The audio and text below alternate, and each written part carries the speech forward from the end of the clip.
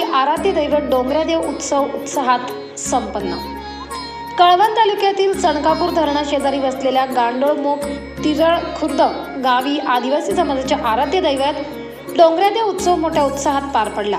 या उत्सवात आदिवासी लोकगीते, हातात घुंगरू, काठी, बांबूचा खराटा, पावरी वाद्य सोबत टाळ्यांचा आवाज मध्येच देवाच्या नावाचा जागर आरोळ्यांसह सर्व गावकऱ्यांनी ताल धरला। भल्या पहाटे डोंगर कपारीमध्ये असणाऱ्या पायऱ्या गडाचे दर्शन घेऊन सर्व गावकऱ्यांना पशुपक्ष्यांना सुख शांती मिळो, शेती व्यवसायाला बरकत मिळो अशी आराधना करून रात्री पाहुणे मंडळींसह स्नेहभोजनाचा आस्वाद घेऊन डोंगरादेव उत्सवाची सांगता करण्यात आली।